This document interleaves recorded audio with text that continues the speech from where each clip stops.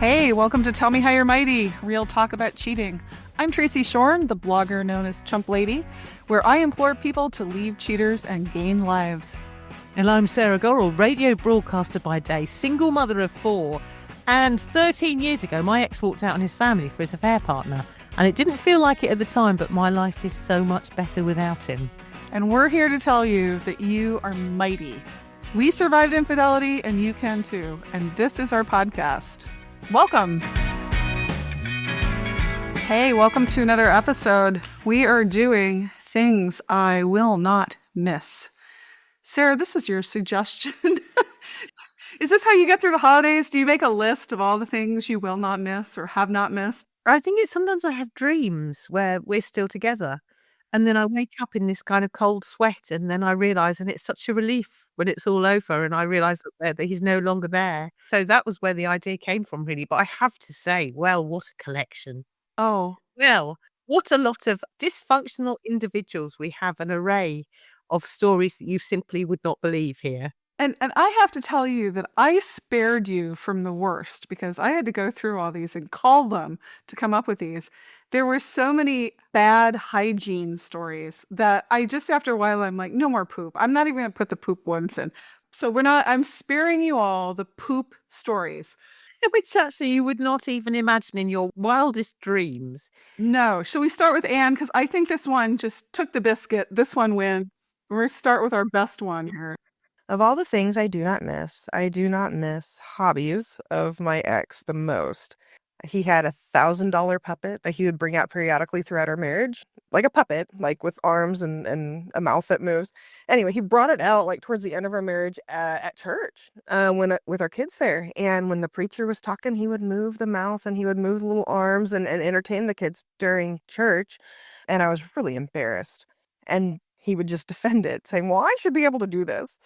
The workout club, he had a free workout club, but it was outside. And so he would buy all the cold workout gear, all the hot workout gear. He bought hundreds and hundreds of dollars of workout gear. And at the same time would say, we can't afford anything. You should get rid of the internet because we can't afford the internet. It just doesn't make sense. It's illogical. He also had a longbow infatuation for a while, so he wanted to make a longbow. And so he wanted to carve it. And so he would come from his evening shift and stay up late into the night. Instead of coming up and say hi with me in bed, he would carve his longbow and probably did other things as well. And so he did that and would use it in the basement and put pock marks in the wall, which was not safe. And then he thought he could watch the kids because they were behind some line. Not okay. Not okay. Your thoughts, Sarah, about having a puppet? First of all, it would be $1,000 puppet, wouldn't it? It has to be the best and most expensive puppet. It can't just be any old ordinary puppet. Not a sock puppet. I mean, no, it's not going to be that, or a finger puppet. No, it has to be a puppet with arms and a mouth that moves. I can't imagine how embarrassing it was at the church. Can you imagine? Everyone probably went along to those services going, please, let's just hope it doesn't bring out the puppet. And how do you conceal a puppet? People must know that he's such a weirdo that he walks around with his puppet.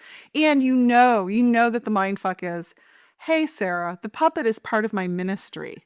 Like, God wants me to have this puppet. It sounds quite a large puppet. So just the puppet sitting amongst the congregation waiting to do its puppet thing. Yeah, mocking the pastor while the pastor's speaking. The puppet is mouthing the words. Don't you think that Reverend should have stood up and said something about the puppet? Like made it part of the sermon illustration just to mortify this guy?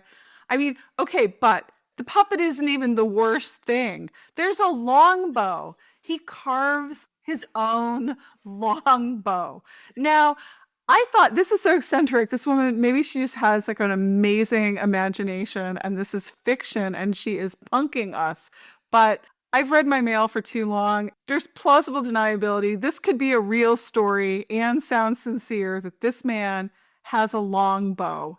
Or just this little extract from this. He had a longbow infatuation for a while.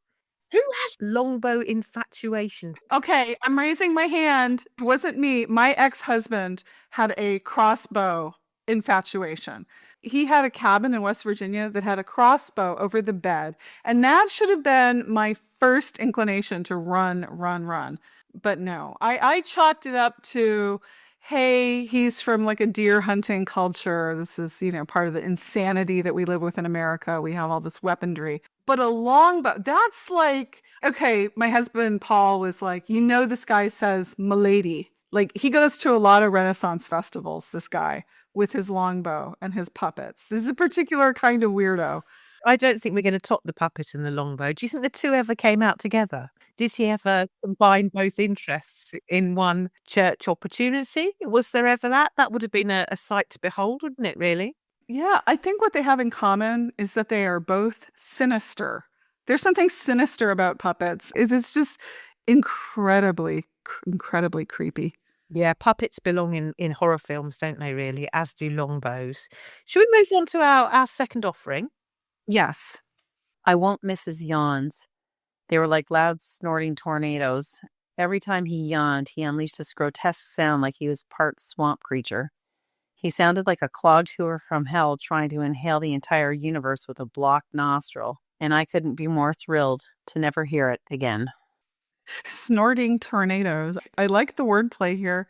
Oh, she won't miss his yawns. Because, he was bored with everything. If she's noticing his yawns. This is just a yawn that makes him central. He can't just yawn in a discreet and ordinary fashion. He has to yawn in a showing off, making himself the centre of attention way, which is probably an indication of his entire personality. Yes, you're very boring. Stop speaking. Yeah, oh dear, no. Well, yawns is more, I suppose, normal than the previous offering, but it does sound like a particularly irritating yawn. You try to stifle your yawn. You try to hide it with your hand. You don't want the other person to know that you're sleepy or bored or whatever. But so to be ostentatiously yawning is pretty obnoxious. Well, let's hear what Cheryl has to say, because actually I'm with this one. My ex used to do this as well, and it used to drive me absolutely mad. Let's have a listen. The thing I will miss the least about Fuckwit is his driving. He constantly would drive in ways to terrify me. He would ride too close to the vehicle in front of us. He would cut in and out of traffic, blow horns at people, and be really obnoxious. Just that behavior, that very aggressive driving behavior that I think he purposely did to terrify me. I, over the years, trained myself to not gasp, or I would look another direction. But he knew he was getting to me, and he did it regularly, and it was just absolutely horrible behavior. I am just so relieved to never ride in a car with him again. Rage driving, again, it's dangerous and scary. I mean, I always say this is beyond pet peeves and like annoying things. This is a sign of a scary person. Yeah, and it's also that sense of entitlement that goes with having an affair. How dare other people be on the road and get in your way and stick to the rules of the road when you want to go faster? I can just imagine it. It's like those people that you sometimes see that do a big, dangerous overtake, putting everybody else's life at jeopardy. And then you see them about 2 minutes later, and they've managed to get one car ahead, despite the fact that they've caused all sorts of mayhem in getting there. Right. You endangered everybody for an extra 10 seconds or something. Yeah, because you're so special that you need to get to your special destination before everybody else gets to their destination, which isn't obviously special because they're not special. Well, she won't miss this guy during holiday traffic. Can you imagine having to get somewhere with him? Oh, it's so embarrassing as well when you're associated with these people, when you're in the car as well, and you're kind of by association part of the road rage party. Oh my God. Ugh. Well, you know what? You should make a list of all the stuff you don't miss. If you get misty, just think about the longbow and the rage driving and the puppets. So I think we could probably do numerous episodes on this. Let's have a listen to the eating one. He eats in his room and then sets the dishes on the common area table, though it's only 5 feet from the dishwasher. Every day, they collect. Sometimes there are 3 or 4 meals worth of dishes sitting there. Right now, I'm looking at 2 bowls, a spoon, a mug, and a glass. He just got up to go relax somewhere else in the house. He's not busy. The dishwasher is empty, waiting. He expects me to put them in, but I'm done with that. I think you can relate to this. I mean, all I could think of was teenage boys because I've lived with teenage boys. Oh, This guy didn't grow up. He didn't become a full partner when it came to the dishwasher and leaving bowls of things around. I bet he leaves piles of towels that have been used once and just throws on the floor for someone else to pick up as well. Yes. I know it sounds like quite a minor thing, but that dishwasher-related behaviour really drives me mad. Me too. I have spent many, many, many hours ranting about the dishwasher, and it is my teenage boys that do it, but it's no excuse from a fully grown individual. Right. I think we're all in agreement on that. Let's have a listen to the second one here.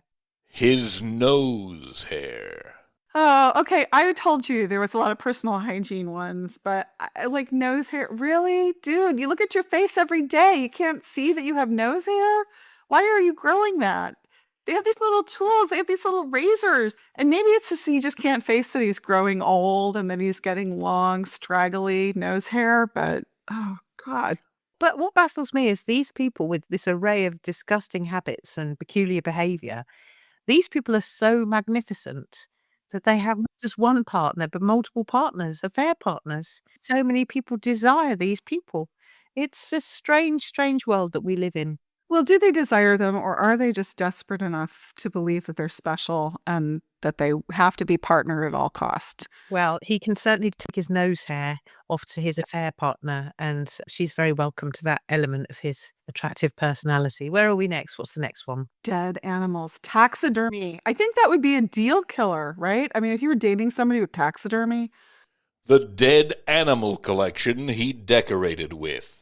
Again, these belong in stately homes or horror films, don't they, really? Is this a stately? Okay, you're talking about the Victorian things under the glass dome. Okay, well, taxidermy means an entirely different thing in the United States. It means you're like my ex-husband, you're from West Virginia, and you mount dead animals on your wall. It's kind of a cultural signifier that you like to kill things and keep mementos. That would be me out the door, away from that wall. I had to say that Mr. Chumpley Paul had a deer head when I met him. And it didn't make the move because we got rid of the deer head. But I want to think that he had it ironically. But actually, he was in Texas. Okay, it was Texas. He really liked that deer head. So not everybody who has taxidermy is a bad person. That's all I want to say. No, but I'm glad that the deer head didn't make the move. Ironic or not, there is no room for deer heads in your life. No, okay. Shall we read? The next one is pretty gross. The way he put hair powder on his head, which he said were vitamins, to unsuccessfully cover his receding hairline and bald spot. It got all over his pillow, the couch. Near the end, he kept it by the door so he could sprinkle it on his head when he went to see his affair partner. Vitamins, or as you say, vitamins. Have you even heard of hair powder? I didn't even know this was a... No, I have never ever in my life seen any sort of hair powder. I didn't know it was such a thing. I love that he's like being hornswoggled by some snake oil hair powder and that the affair partner gets all the dust and the fallout from that. So gross.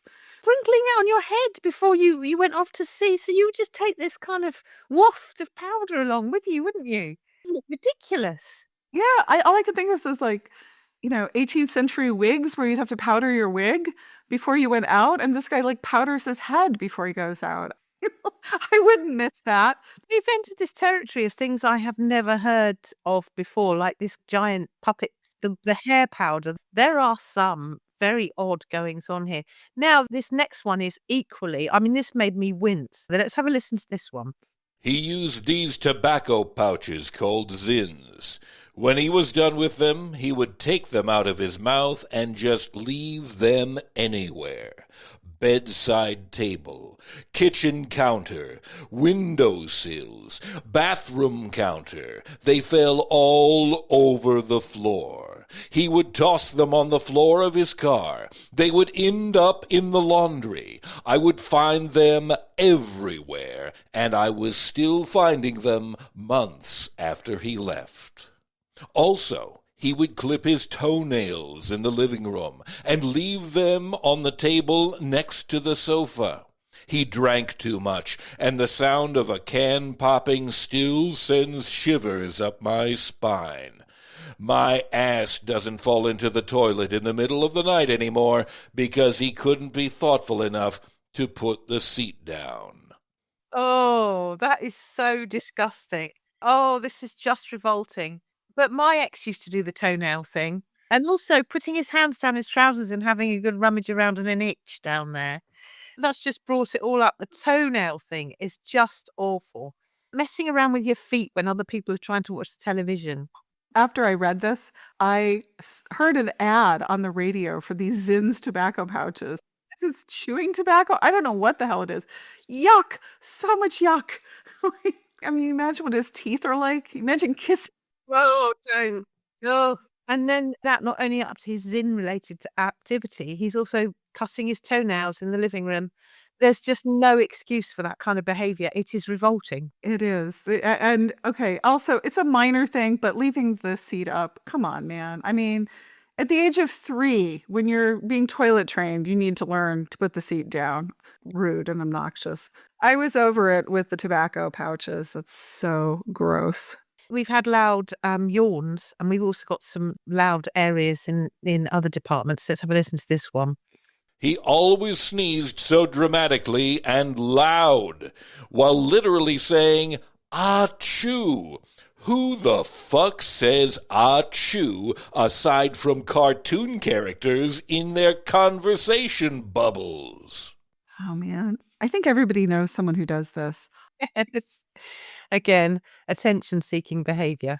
You know that they're saying, I can't help it. That's just the way I sneeze. That's just the way it is. I think you can help it. I mean, if you were in a basement hiding from Nazis, do you think that you could not stifle that sneeze? I think you could. I think if your life depended on it, you could quietly sneeze or sneeze through your nose or do something. It is attention seeking. Of course it is. Next one, I can imagine there will be many people that will relate to this. Unsatisfying sex. Yeah. I almost think this could be its own kind of X-rated podcast topic or blog post, although Google would censor me. Unsatisfying sex. Yes. I mean, that's part of the whole fuckwit makeup, right? They think they're magnificent, but they tend to kind of be a lousy lay, right? Maybe because they're giving it away to everybody else. But if you like all these things with perhaps the toenails and the rage driving, if you love somebody, you will pay the price of admission of their eccentricities and things. You'll put up with mediocre sex or bad sex or whatever. But when they go, you're like, and perhaps when you get a better partner, like, I don't miss that. Oh my God, why was I putting up with that? It's interesting though, isn't it? Because if you combine some of this behaviour, it would be very difficult to have satisfying sex with someone with the nose hair, the dead animals on the wall, and the tobacco pouches left lying around randomly, and the loud sneezer. If you combine all these into one person, we've got a very revolting individual. Yes, total boner killer. Totally would dry you up like cement. I mean, yuck, yuck, yuck, yuck. So much yuck. But they probably, when they're off looking for their affair partner, probably try to clean up their act for a little bit. There's no loud sneezing. They're probably hiding their tobacco and their No, I don't know. He's still wafting around with his hair powder, isn't he? vitamins. The hair powder goes wherever he goes, and possibly always has. All right. Well, this next one is rather an obnoxious quality that fuckwits have. Making every single thing about him. I'd win an award or have a great accomplishment at work, and he would make it about him by reaching out to his friends and have them contact me to say congrats so he get the wow, what a thoughtful husband. I thought that at the time too, but literally everything was about him. Making every single thing about him? Yeah, that's a common one, isn't it? I think we've heard a lot about that. Yeah. And I could see why you wouldn't miss it, right? Because at least you get to be the star of your story or have supportive friends who celebrate you and don't turn it all to be about them. There's a lot of hair-related goings on here. And here's another one, which again makes you wince. Mine was so oily that his hair removed the paint from the headboard. What are the laws of physics here? His hair is so oily it could stain or remove paint. I don't even know. Was his hair turpentine? Was it what is going on? Ooh. Maybe he needs a powder to dampen down the oil. I think I'd rather have the powder than the oil if I had to be given a choice. Maybe it's lubricant for his unsatisfying sex. Oh, don't. That's revolting. Oh, this next one, I cannot bear this. You see a lot of people do this. All right, let's hear what the next terrible behaviour is. The loud chewing. He ate with his mouth open, and the constant smacking as he ate. He weaponized incompetence to get away with doing less and less. He was miserable most of the time. Thank you to the affair partner for taking out the trash for me. I hope she's tied to him forever. Oh, man. So, okay, tell me how much you hate loud chewing, Sarah. Oh, I can't bear it. I can't bear it when people chew so loudly you see everything revolving around their mouth. Oh, Who does that? I mean, I can see little kids do, and you have to teach them table manners, but you have bad sinuses, you can't breathe through your nose. Why? Why is it a thing? Chomp, chomp, chomp. it's horrible. It's so off-putting. I wonder whether any of these people tried to get these individuals back. I thought you'd be so relieved that someone else would come along and take them off your hands, wouldn't you? I don't know. The spell is broken, you know. That's why I'm like, practice no contact, and you will remember these things and you will not want them back. Next one. His absolutely disgusting back hair. I am not exaggerating when I say he looks like a gorilla without a shirt. His hair would get in my mouth while I slept because it would be all over our bed sheets and pillows. More hair. The thought of the hair going in your mouth while you sleep, really, that is taking hairiness to a whole new level, isn't it? That is really hairy. And also, I mean, we can't help our hair, right? But you're supposed to manage it. I think men, they get their backs waxed. Okay, I'm going to tell a really embarrassing story, but this is a true story. My ex had he had like tufts, right? Like Fungus the Boogeyman. He had these like weird little tufts of hair on his back. And because he couldn't reach there, he would want help with his electric razor, shaving it. And like a good wife, this is before I knew he was cheating on me. I would like help him shave his little tufts of back hair, right? Because I don't want to be next to that, right? So I'm helping. And then when I thought that, like later when I had a date and I realized that I had been chumped, I'm like, are you kidding me? Am I helping you groom yourself so you can go fuck somebody else? Really? I shaved your back hair? She does not get that privilege? I'm like, oh yeah, do not miss the back hair at all. This next one as well, we were talking about the cutting toenails in the living room. This next one, again, there's more unacceptable behaviour. This is, again, really disgusting feet-related behaviour. Let's have a listen to this. My ex-husband walked weird. As a result, he'd get heavy calluses on his feet. He'd sit in the living room with a paring knife and shave the calluses off his feet while watching TV. He'd leave all the shavings on the carpet. I had a dark hunter green carpet. He would not eat any pasta of any kind. Got mad when I cooked it. He went to jail and ate it just fine in there. When we planted our yearly garden, he brought a measuring stick out. If the seed pack said 4 inches apart, he'd measure each one. Took forever to plant. Oh, Lord. On the carpet. This wasn't the worst thing. If she were planting seeds, he'd come out with a stick and measure to make sure that they were 4 inches apart. That is so control freaky and horrible. And I would hit him with the stick. I would be so like, how dare you micromanage my garden? You and your disgusting feet, like, go away. I don't take advice from you. No, and I wouldn't have got involved in the seed planting. I'd have just left him to his stick and let him do it on his own and take hours and gone out and done something far more satisfying than being involved in that kind of behaviour. I want to know, why did he go to jail? I mean, it wasn't mentioned, but he did go to jail and he had to eat pasta, which I don't think that was punishment enough. Right. And then we have a long and revolting and extensive list. Yes, and this is because, you know, when you go to the fireworks shows and they have the grand finale where it goes boom, boom, boom, boom, boom, boom, boom, boom, boom. That's what this list is. Okay, here we go. Buckle in. Halitosis.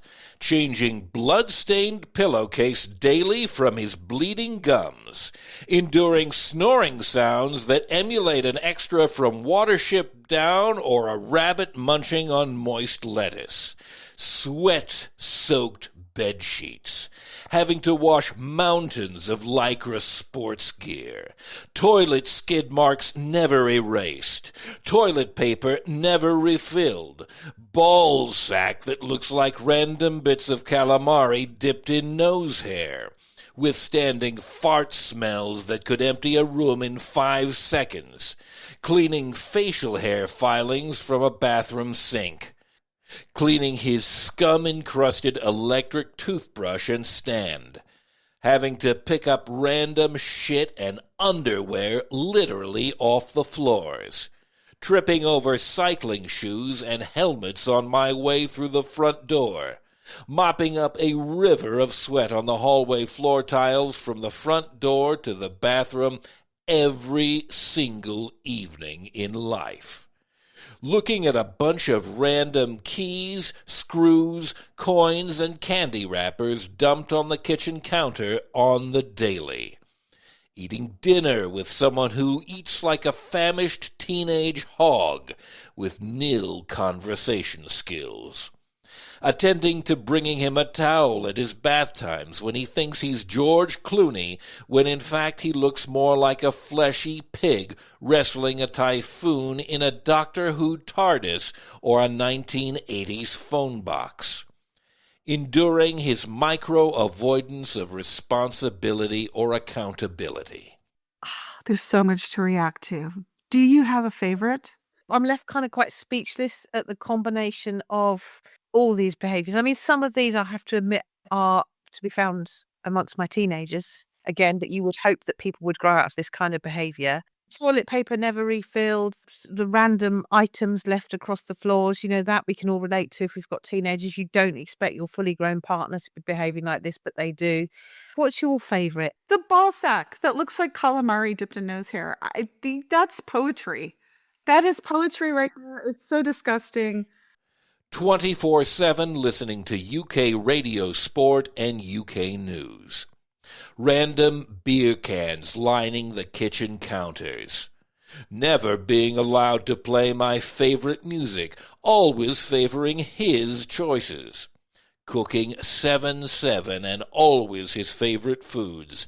Cleaning house 7/7, listening to his deluded mother. Paying his parents' utility bills, being gaslit for having an opinion on the daily, never knowing where my paycheck goes from week to week, never having my laundry done or bed sheets changed. This is just part 1. I have more. I mean, you said it's okay to be petty. Listening to his deluded mother I can relate to. I really hope I never become someone's deluded mother. Yeah. This is the thing, isn't it? When you've got sons, you think, will I be that deluded mother? Will I be taking out the childhood photographs of... No, actually, I hope not. Is UK radio sport that bad? I can't relate to that one. This one came from the UK. But I'm guessing if you had to listen to it 24/7. Yeah, 24/7, no. There's no need for that kind of behaviour. I'm not a big sport fan, so I can relate to that. Never knowing when my paycheck goes from week to week. I think a lot of people can relate to that. It's just a long list of selfish, entitled, irresponsible behaviour.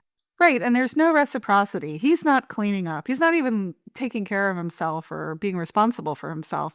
But she's cooking and cleaning 24/7 while the radio blares. I don't know. It just, at some point you wake up and you go, why am I in this relationship? Like, what am I getting out of this? You are a spousal appliance. You're there to serve the great one. Well, you always say on your blog that these people are not prizes. And I think this list has very much proved the point that they are not a prize. No. So if you get misty, just hit the repeat on this podcast and listen, and you can add your own. And know that however bad it is, that there's not someone in your basement carving his longbow.